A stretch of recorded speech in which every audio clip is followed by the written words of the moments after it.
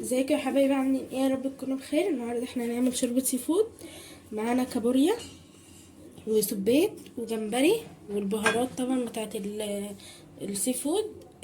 كمون وبهارات وفلفل وثوم، ومعانا البصل. هقول لكم بقى الطريقه اللي هي الاسرع والاخف. احنا حطينا زيت ومعانا بصلايه، وانا بدي اقلب كده لحد ما تتشوح. هنحط بقى الاول كده السبيط وهنقلب. دلوقتي هنحط الجمبري وهنقلب بقى كله مع بعض كده زي ما انتم شايفين. نحط بقى دلوقتي التوم، هنقلب بقى ده كله مع بعضه. دلوقتي بقى نحط التوم ونحط البهارات، ومعانا كرفس. نسيت اقول لكم ان احنا معانا كرفس اهو. وهنقلب بقى ده كله برضه. بصوا بقى دلوقتي انا شطفتين اهو ماشي. تعالوا بقى مع بعض نعمل باقي الشرب. دلوقتي انا حطيت هنا معلقتين سمنه، معلش معلقتين دقيق، ونقلب.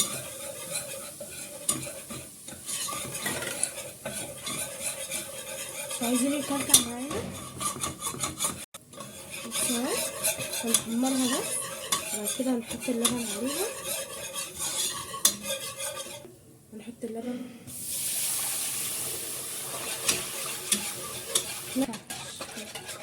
هنقلب كويس بقى عشان ما تكلكعش. اهي تقلت اهي، وانا بقى غاليه ميه. بصوا بقى السيفون جميله وريحتها تحفه بجد. بصوا بقى ننزل الصوص اللي احنا عملناه على السيفود كده، وهنزودها بقى ميه اهو. ميه مغليه، لازم تكون ميه مغليه. ونحط بقى دلوقتي الميه المغليه هنا. تمام.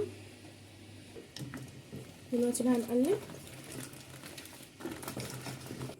بصوا بقى دلوقتي احنا هنسيبها تاني مع بعضها، وبعد ما اطلعها اوريكم طبق التقديم. واحنا يعني بنحطها في الطبق وكده.